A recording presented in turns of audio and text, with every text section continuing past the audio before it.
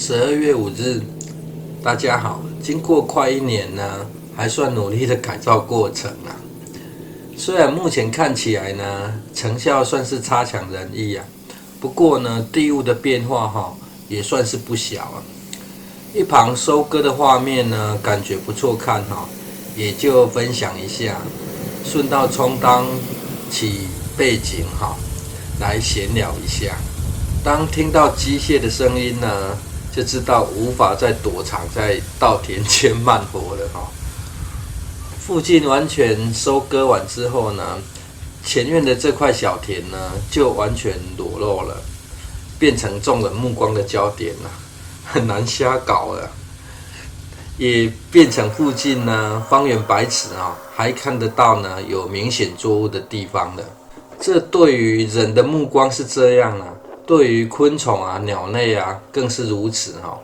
也不知道呢周围的环境净空后呢会产生什么变化。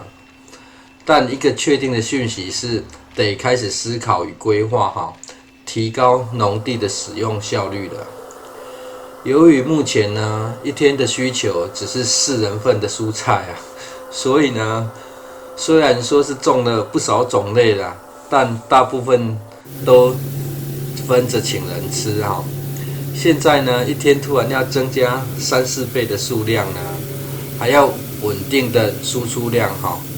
实在有点伤脑筋，有点打乱呢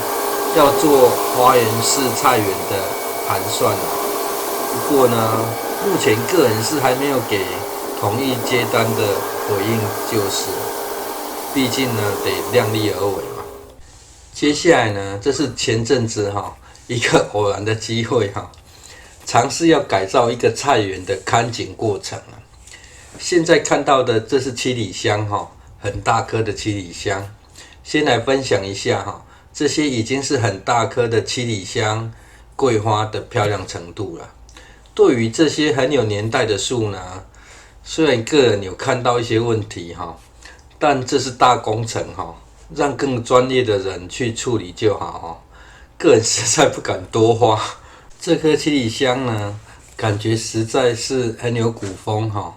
而看到这颗七里香上结的种子呢，才想到当初也是有在这几颗七里香上呢进行取种了，难怪有一种莫名的熟悉感接下来呢，这也算是实际示范给您看如何看景的过程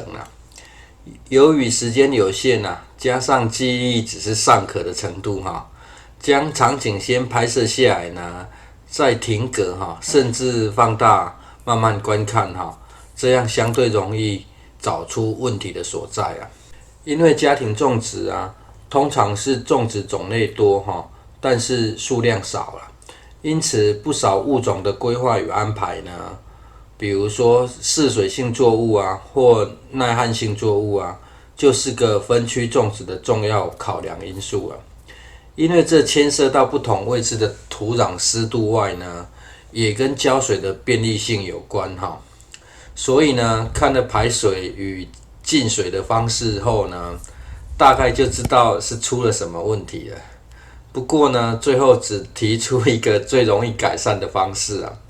因为这大部分是采用慢淹的方式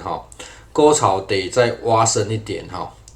至于其他的改造方式呢，暂时就没给建议了。也因为这是80几岁的长者平时在照顾的菜园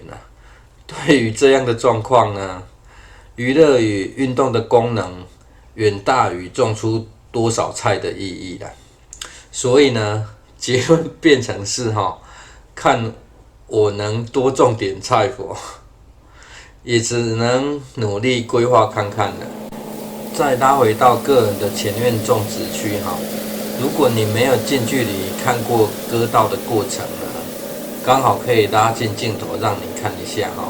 也可以顺道赏赏鸟了。不过要壮观一点的白鹭鸶呢，要等到翻土的时候才会出现如果你觉得这样近距离观看是一件很惬意的事那只能说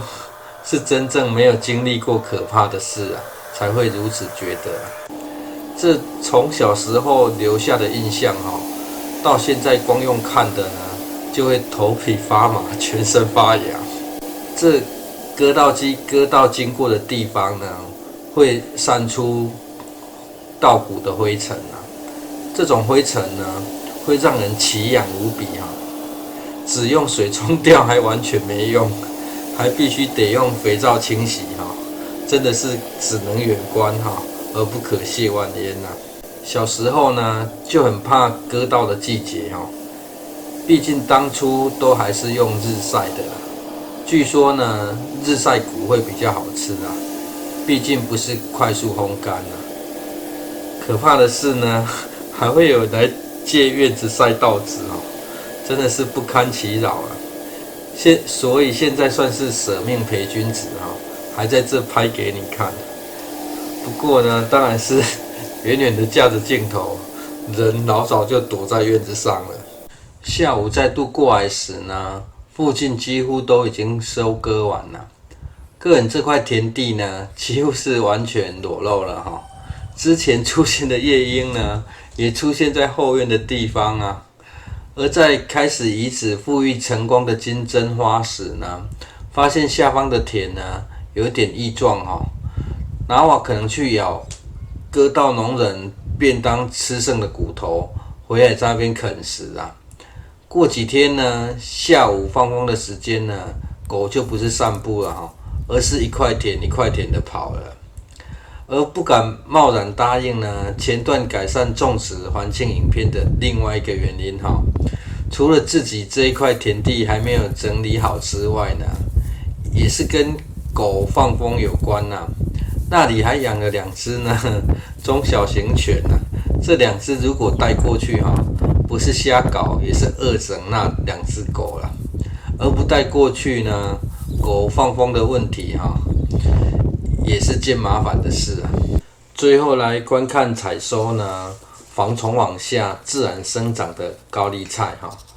高丽菜采收的一个重要诀窍呢，就是要先从果实上方呢按压看看是否已经包覆完整而不是看颗粒大小了。按压的时候呢，不需要到非常硬的阶段而选择在压下去没有空心的感觉，但又不是非常紧实时呢，据说最好吃国语突然不知道怎么形容大概就是如果很紧实是10分那就是9分的时机台语的说法则是怕怕。谢谢收看。